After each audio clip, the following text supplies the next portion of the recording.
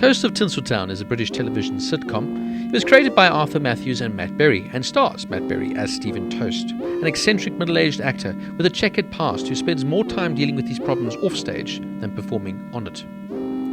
Now, this is the fourth season in the television series.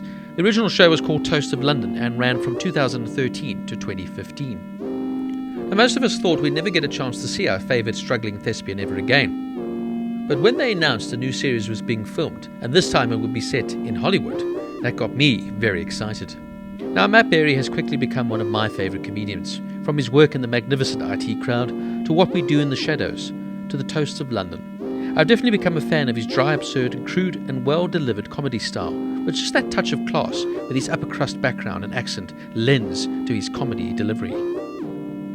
Now, Stephen Toast is a delusional, arrogant, but often mistreated actor, and he's the atypical British lovable loser, something we all love to watch. The British comedy legend Stephen Fry summed this up a few years ago when he said that of British comedy, that a lot of British comedy is about the loser. It's about the everyday man being downtrodden by society, and how he's just found this funny. No matter what bad luck befalls Stephen, no matter how many times he gets rejected for a role, he just never gets down. He picks himself up, wipes the dust off, and tries again.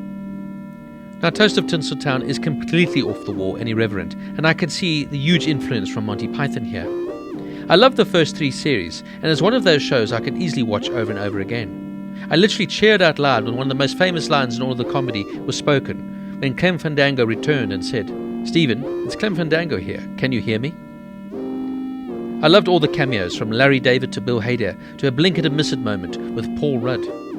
I also enjoyed the inclusion of Saturday Night Live's Fred Armisen as Russ Nightlife and Rashida Jones as Billy Tarzana. Another one of my highlights was seeing the cameos from Matt Berry's castmates on What We Do in the Shadows, from Kaya Novak playing an anger management specialist, Des Wigwam, to Natasha Demetrio playing Carmen, a prima donna actress. It was wonderful to see these two actors playing such different roles from the 1,000-year-old vampires they play in What We Do in the Shadows. Also bringing back old favourites from the previous series is Donna McKenna as Toast's agent in London, Jane, as well as her new role as Brooke Huberman, a tough LA agent, a role she is completely unrecognisable in. And of course, the series of Toast would not be complete without the famous rivalry being renewed between Toast and Ray Bloody Purchase, played superbly by Harry Peacock. Toast is fun, irreverent and off the wall, with lots of stories being completely wacky and making no sense. But if you want a good laugh, I'd highly recommend it. In saying that, the humour will not appeal to everyone, but I'm sure do hope they bring back another series, as it really appeals to me.